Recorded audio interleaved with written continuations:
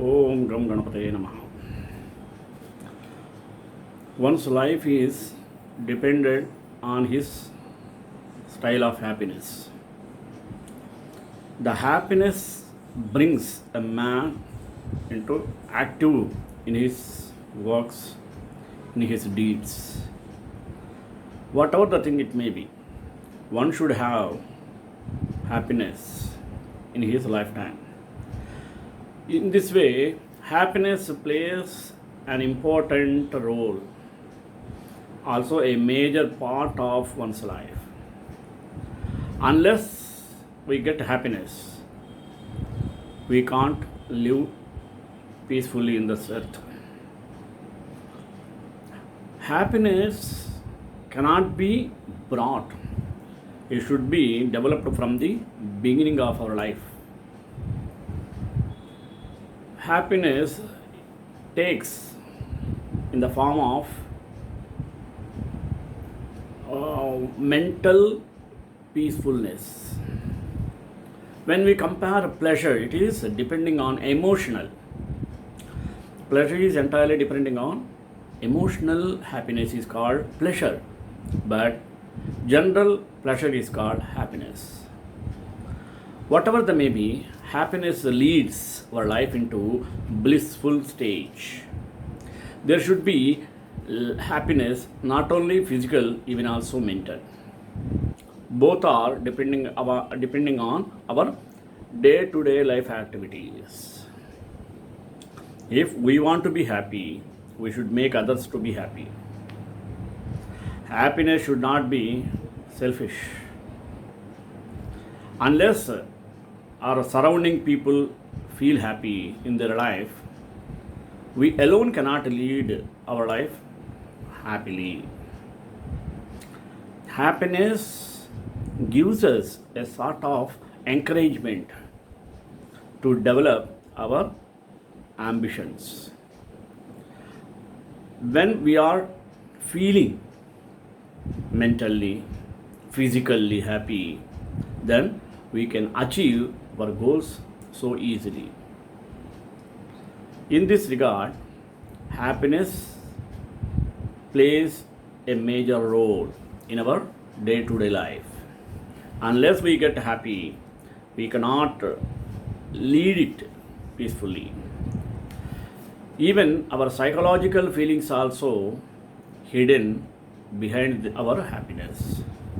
When a person is psychologically feels happy, then only he can survive his lifetime in peaceful manner. Otherwise, he cannot face the hurdles so easily. Happiness is a kind of instinct, basic instinct in one's life. For the sake of happiness, we should follow the right path. When we do good acts, we get happiness gradually. That type of happiness should bring peacefulness in our life, not only with us, even with our surroundings. First of all, we should understand how to get happiness in our life. When we are thinking of getting our happiness, generally it falls on our family members. When family members are happy, the surroundings also get happiness atmosphere. For this sake, we should sacrifice sometimes our emotions gradually. In this way, one can achieve happiness by doing his good deeds without hurting others' feelings. There should not be selfishness. A person gets happiness with his selfishness, it may not be live for long. It becomes only temporary happiness. For this, we have to plan to get permanent happiness. So, basing on this happiness, today I took the topic of what is happiness. Let us go for this prayer. कृष्णाय वासुदेवाय देवकी नंदनाय च नंदगोपकुमाराय गोविंदाय नमो नमः. Happiness is a state of mind and depends very little on outward circumstances. It might be hard to extract happiness from gloomy circumstances, but conscious practice will make a notable difference. Happiness is a state, not a trait. In other words, it is not a long lasting, permanent feature or personality trait, but a more fleeting or changeable state in our life. Happiness is equated with feeling pleasure or other contentment, meaning that happiness is not to be confused with joy, ecstasy, bliss, or other more intensive feelings. Happiness can be either a feeling or showing, meaning that happiness is not necessarily an internal or external experience but can be both. Now we have a better grasp on what is happiness. For that, a quote in Sanskrit. Chitte prasanne bhuvanam prasannam Chitte vishanne bhuvanam vishannam Ato bhilasho yadite sukhe syat Chitta prasade prathamam yatasva. If the mind is happy, the entire world seems happy. If the mind is despondent, the entire world seems despondent. Hence, if you desire happiness, strive towards the happiness of mind first. As they say, happiness is a state of mind, or to say in a generic term, it is all in the mind. Our goal, when generalized to a state of mind, is that all want happiness. However, the source of happiness varies from individual to individual. Ultimately, everyone on this earth always endeavor for a happy life. Not all can reach that state of happiness. Many fail in this task and their life becomes dependent on external sources for a joyous life. They wait anxiously for the future to bring that moment of joy that will bring a smile to their face and make them joyous. They waste their present for a better future, and that future never arrives in the present. Joy eludes from those waiting souls. In that sense, happiness is an inside job. The above Sanskrit Subhashita highlights such a point. Understand? Happiness can never be expected from the external source, but it is an inside job. It's your mind that chooses to be happy and not the surroundings. Sometimes external events do happen that brings joy, but always leaning on such events to elate us in kind of impractical.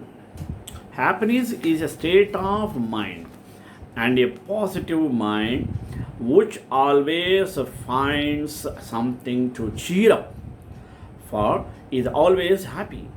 It is a conscious decision that you take in any situation. The decision of picking up the positive aspect and be merry. The positive mind is always merry because it filters out the negativity that depends on the mood. The world seems to a joyful place when we are in joyous state, and we are miserable. Joyous cannot come. Everyone and everything in this world seems to reflect our misery. It is like wearing brown colored eyeglasses and trying to find a blue color. It will never happen because the brown color has blocked the color that you are searching for. Similarly, the sorrow has eluded or clouded the mind to an extent that it becomes incapable of focusing on the joy inside it. Try to develop a positive mindset that can never be disappointed and never be dampened by any external condition. Happiness lies within. Look within. You know Helen Keller. Helen Keller knew that, and even after losing sight and hearing, she became the most influential personality. She wrote several books, and one of her quotes aptly highlights the gist of the above Sanskrit Subhashita. Meaning of happiness in positive psychology. How? The meaning of happiness in positive psychology really depends on who you ask. Happiness is often known by another name in positive psychology research: subjective well being. Some believe happiness is one of the core components of subject well being, while others believe the happiness is SWB. Regardless, you will frequently find happiness everywhere. A quick Google search for the word happiness offers over 2 million results. Further, a scan for the same term in two of psychology's biggest online database, etc. Is it difficult to define scientifically? With so many takes on happiness, it's no wonder that happiness is a little difficult to define scientifically. There is certainly disagreement about what exactly happiness is. There are three main ways that happiness has been approached in positive psychology. Number one, happiness as a global assessment of life and all its facets. Happiness as a reflection of past emotional experiences. Happiness is an aggregation of multiple emotional reactions across time. Let us differentiate between pleasure and happiness. What is pleasure versus happiness? With the close ties between pleasure and happiness, you might be wondering how to differentiate between them. After all, the definition of happiness describes it as a state of feeling pleasure. Happiness, as we described above, is a state characterized by feelings of contentment and satisfaction with one's life or current situation. On the other hand, pleasure is a more emotional in the moment experience. It often refers to the sensory based feelings we get from experiences like eating good food, getting a message, receiving a compliment from others. Happiness, while not a permanent state, is a more stable state than pleasure. Happiness generally sticks around for longer than a few moments at a time, whereas pleasure can come and go in seconds. Pleasure can contribute to happiness, and happiness can enhance our deeper feelings of pleasure.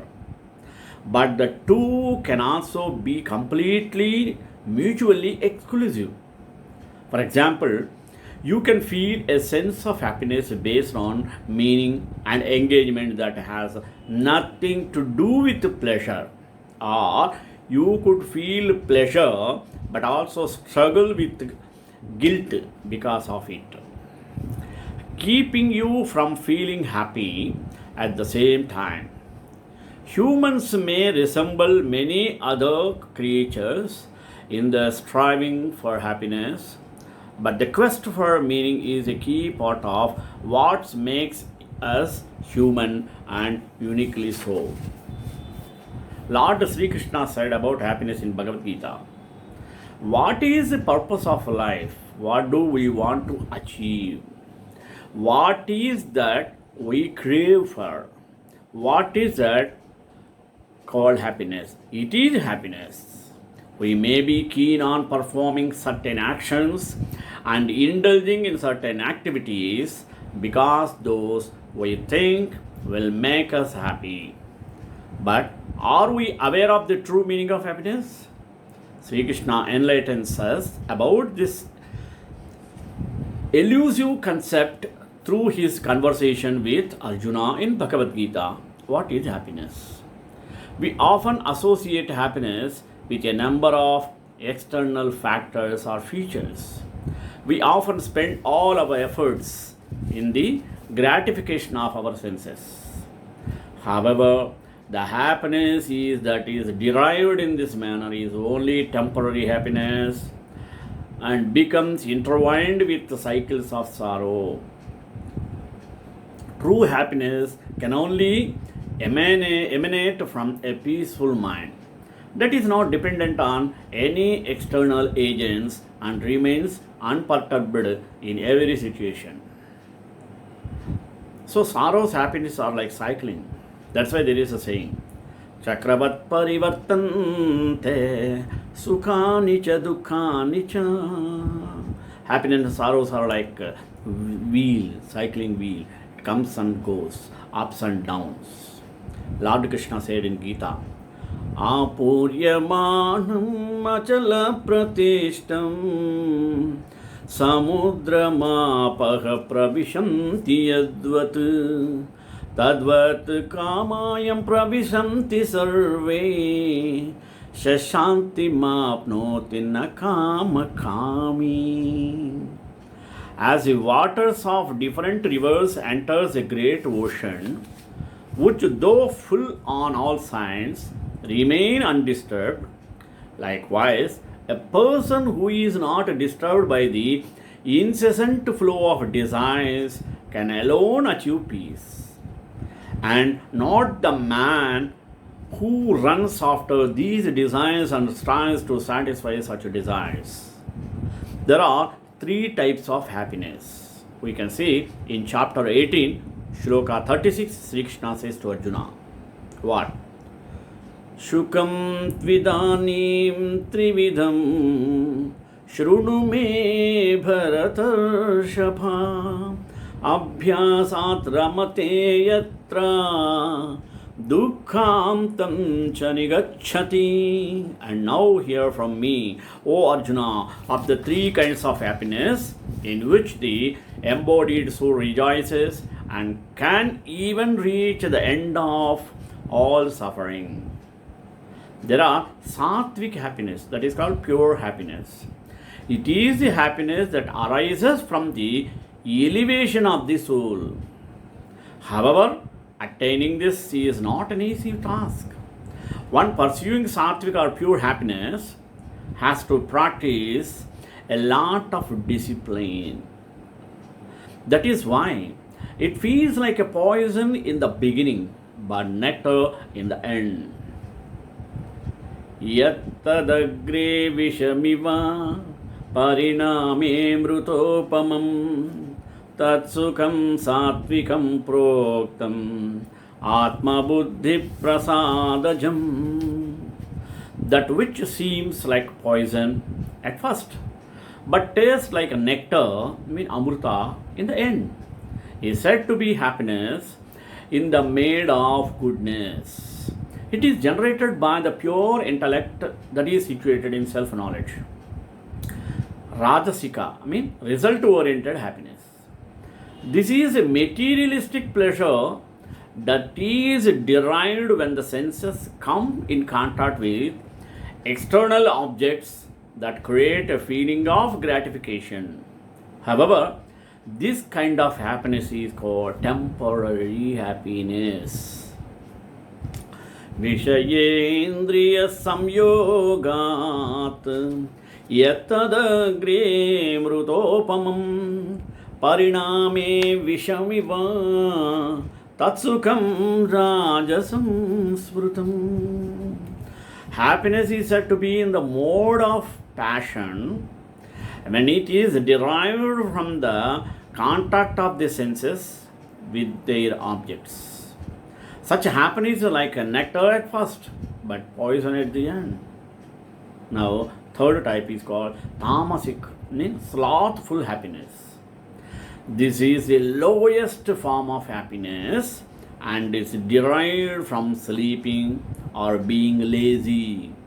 The soul is never nurtured through these practices, yet since there is a tiny sense of pleasure associated with it, people wrongfully consider is to be a state of happiness.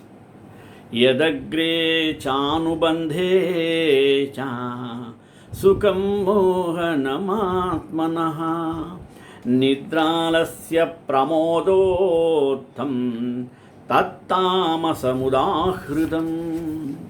That happiness which covers the nature of the self from beginning to end, and which is derived from sleep, indolence, and negligence, is said to be in the mode of ignorance. One can derive true happiness only by achieving a peaceful state of mind. Why not come to Vrindavan and immerse yourself in the thoughts of Lord Krishna? There is no greater happiness than the happiness one gets from being at peace with oneself and being one with God. One can achieve authentic happiness only by achieving a peaceful state of mind. To conclude, the ancient scripture summarizes and classifies these three types of happiness. That is pure happiness, result-oriented happiness, and slothful happiness. Pure happiness means one that arises from the spiritual intelligence of the embodied self. In the beginning, it seems like poison, but in the end, it's like nectar. Result-oriented happiness, one arises from senses and sense objects and is like nectar in the beginning, but poison in the end because of its dependency on results and external activities or entities. Slothful happiness, one that arises from excessive sleep, sloth, and irresponsibility and dilutes the self from beginning till the end. Happiness then is the state of being independent of the need of pleasure. Such a human is neither perturbed by sorrow nor goes bonkers after happiness. The human simply is happy. Then what does self-happiness mean? Although the term is not used very often, self-happiness refers to a sense of happiness or satisfaction with one's self. It is often associated with self-confidence, self-esteem, and other concepts of that marry the self with the feeling content and happy. In general, it means that you are pleased with yourself and your choices and with the person that you are. The psychology behind human happiness can be described like this. There are many different theories of happiness, but they generally fall into one of two categories based on how they conceptualize happiness. Hedonic happiness, well-being, is happiness conceptualized as experiencing more pleasure and less pain. It is composed of an affective component, meaning high positive effect and low negative effect, and a cognitive component means satisfaction with one's life. Eudaimonic happiness, well-being, conceptualizes happiness as a result of the pursuit and attainment of life purpose, meaning, challenge, and personal growth. Happiness is based on reaching one's full potential and operating at full functioning. Some theories see happiness as byproduct of other more important pursuits in life, while others see happiness at the end or goal for humans. Some theories state that pursuing happiness is pointless, and some assume that happiness can be purposefully increased or enhanced. Although they differ on the specifics, these theories generally agree on a few points. What are the points? Happiness is neither a totally fleeting, momentary experience nor a stable, long term trait. Happiness is good to be happy, and people like being happy. At least some portion of our happiness is set by our genetics, but the amount varies from about 10% up to 50%. The pursuit and attainment of pleasure will rarely lead to happiness. There are many sources that contribute to or compose happiness. What are the sources create true personal happiness?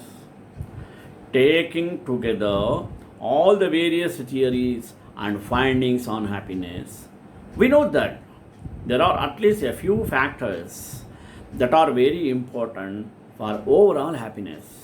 What are they? No? See, number one, individual income. We will get happiness.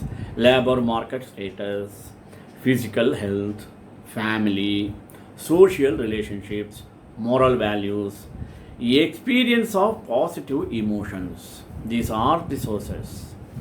All of these factors can contribute to a happy life. But research has found that good relationships are a vital ingredient. When we are happy in our most important relationships, usually our spouse or significant other, our children, and our parents, other close friends, our family members, and our closest friends, we tend to be happier. Then, why is happiness so important? You might be wondering why happiness is considered such an important aspect of life, as these are many components of a meaningful life. In some ways, science would agree with you. It appears that life satisfaction, meaning, and well being can be linked with happiness. But happiness is not necessarily the overreaching or overarching goal for everyone in life. It is still important because it has some undeniably positive benefits and co-occurring factors. Happy people get sick less often and experience fewer symptoms when they do get sick. Happy people have more friends and a better support system. Happy people are more helpful and more likely to volunteer, which also makes you happier. Happy people engage in deeper and more meaningful conversations. We see happy people smile more, which is beneficial to your health. Happy people are happy with what they have rather than being jealous of others. Happy people live longer than those who are not as happy. Happy people are healthier all round and more likely to be healthy in the future. Let us see the relationship between mental health and happiness. As you can probably assume from the list above, there is a strong relationship between mental health and happiness. When happy people are healthier, have better relationships, make friends more easily, and find more success in life, it is easy to see why happiness and mental health are related. The sources that contribute to happiness are the same as though that provide people with a buffer and protection against mental illness, which explains the close relationship between the two. Happiness is not the result of bouncing from the joy to the next. Researchers find that achieving happiness typically involves times of considerable discomfort. Genetic makeup, life circumstances, achievements, marital status, social relationships, even your neighbor all influence how happy you are or can be. So, do individual ways of thinking and expressing feelings. Research shows that much of happiness is under personal control. Many people believe that happiness is having fun at a party, the excitement of new experiences, the thrill and passion of sex, or the delights of a fine meal. These are all wonderful experiences to be cherished and cultivated, but they are not happiness. So, we have to understand the happiness plays a major role in our life, in one's life. श्रीकांताय Kalyan Nidhe निधेन्द्राम Shri वेंकटरमासाय श्रीनिवासाय Mangalam मंगलासाय संप्रेमदाचार्य पुरोगमयी Sarvesh पूर्वैराचार्य सत्कृतायास्तु Mangalam.